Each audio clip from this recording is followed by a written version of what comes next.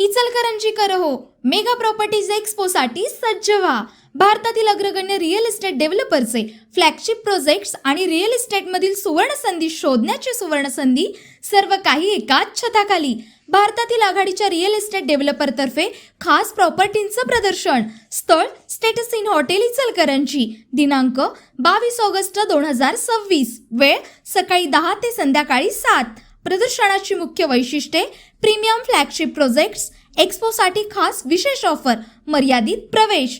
Premium properties पाहण्याची आणि वैयक्तिक मार्गदर्शनासाठी आमच्या तज्ज्ञांशी थेट चर्चा करण्याची ही सुवर्ण संधी सोडू नका. तुमची भेट निश्चित करण्यासाठी आजच संपर्क करा.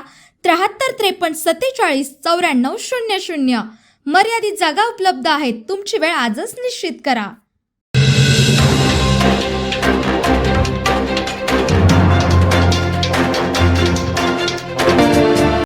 इचलकरंजी महानगरपालिकेतील कंत्राटी सफाई कर्मचाऱ्यांनी 3 महिन्यांपासून पगार मिळाला नसल्याचा आरोप करत आज काम बंद आंदोलन सुरू केलंय. शहराची स्वच्छता व्यवस्था सांभाळणाऱ्या या कर्मचाऱ्यांच्या कुटुंबावर आर्थिक संकट ओढवल्याचा दावा कर्मचाऱ्यांनी केलाय.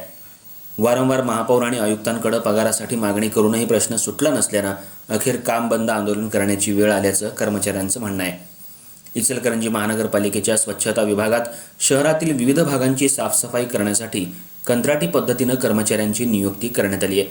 सुमारे 388 कंत्राटी सफाई कर्मचाऱ्यांची संख्या सांगितली जात असली तरी प्रत्यक्षात केवळ 120 ते 130 कर्मचारीच कामावर असल्याचा दावा आंदोलनकर्त्या कर्मचाऱ्यांनी केलाय. महापालिकेच्या 4 प्रभागांमध्ये कंत्राटी पद्धतीनं सफाई कर्मचाऱ्यांची नियुक्ती करण्यात आली आहे. मात्र गेल्या 3 महिन्यांपासून पगार न मिळाल्यानं कर्मचाऱ्यांमध्ये तीव्र नाराजी निर्माण झाली आहे. पगार वेळेवर मिळत नसल्यानं घर खर्च, मुलांचं शिक्षण आणि दैनंदिन गरजा भागवायच्या कशा, असा सवाल कर्मचाऱ्यांकडून उपस्थित करण्यात येतोय.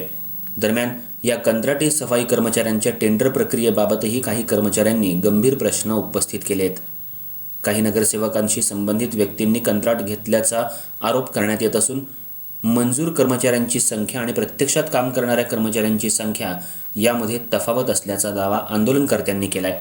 388 कर्मचाऱ्यांच्या नावावर निधी मंजूर होत असेल आणि प्रत्यक्षात त्यापैकी केवळ 120 ते 130 कर्मचारी काम करत असतील तर उर्वरित निधीचा वापर कसा केला जातो याची चौकशी करण्याची मागणीही करण्यात आली आहे.